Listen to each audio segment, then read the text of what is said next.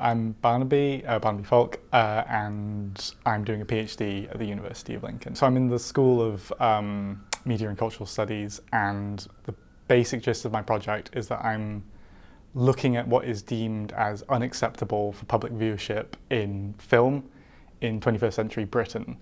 So that's like the main part of it, and there's a slight side tangent in it where I'm trying to get the literature on the BBFC, the British Board of Film Classification, up to date, because the literature on, or at least the academic literature, kind of peters out around 2004, and then it's just sort of like, and then they existed. Yeah. But I'm trying to update that, as that will really help with my research. So a lot of it is, at the moment, because I've only started about a year ago, a lot of it is planning out things that I want to do and then getting that to my supervisor, and then he says no or yes, and I have a big problem of being really ambitious and going off on loads of tangents, and he's really good at saying no and not cutting me down per se, but scaling me back so I don't overwhelm myself. Yeah. But a lot of it is just a lot of reading, and I'm working towards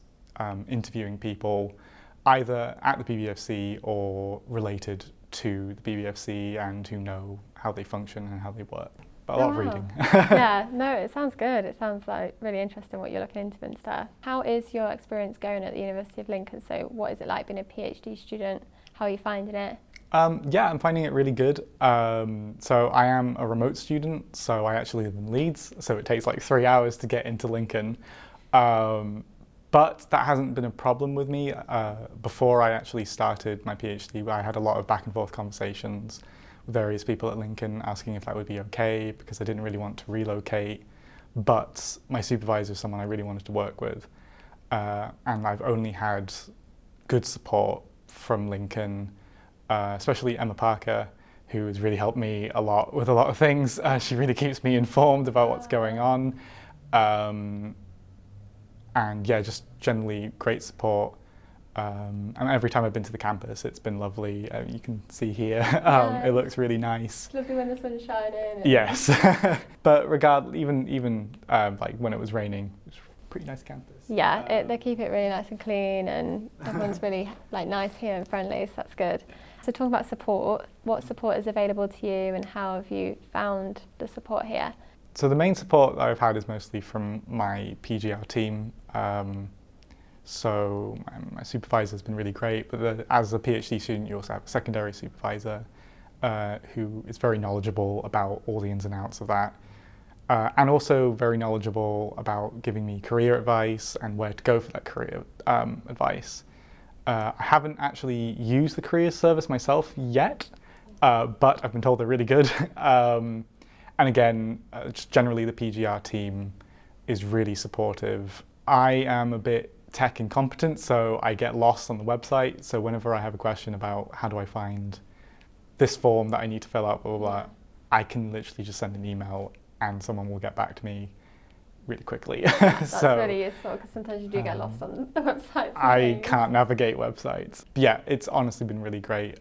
So I took part in the 3-minute thesis thing, and I took part in the Tower Talks. Yeah. Both of those were pretty good experiences. Unfortunately, I had to record my 3-minute thesis in advance, because I also work at the same time and I couldn't shift my hours, but they were really nice about that, really cool. Yeah, the Tower Talk that I took part in was really fun and everyone was really nice, but there was another Tower Talk that I attended, I think in about October, it was last year, 2021, where I got to network with some people who I liked their research. When I told them about my research, they were really interested, and they sent me loads of useful links and programs that I can use, and they're really fun events. I would like to take part in more, and I will find the time. Yeah, I know, it must be hard for you with you being in Leeds and stuff. But you said that you work as well, so how do you find balancing your PhD alongside working? How do you manage that? I would absolutely say only do a part-time job, because I tried doing a full-time job and I lasted about a month before I caved in. It can I think a piece of advice, if I could give myself a year ago, is the PhD can feel very understimulating sometimes because it can feel very slow, and that will make you feel like you can do more, take on more than you can, or make you want to take on more than you can, and then you get to a boiling point where it's just too much. But working part-time really works for me. I work about 28 hours a week. Well, that's good. Unfortunately, it's not a fixed schedule, but I've made a sort of schedule I use to work around working at the same time. But absolutely would not recommend doing full-time. If you can find a part-time job, absolutely, it's so worth it because it gives you a bit more financial independence and you don't have to scrounge around for, but not there's anything wrong with that, but pressure of finding bursaries and extra funding and all that on top of trying to secure the funding in the first place is very exhausting. So just having that job. The last question, what advice would you give to someone wanting to come and do a PhD at Lincoln? Okay, so I would definitely say whatever project idea, thesis idea that you have, expect that to completely change. Even in the first year, I've only been here for a year, but my project doesn't look anything like it did. And coming to terms with the fact that it will change, because if you resist it, it's going to not be a good time.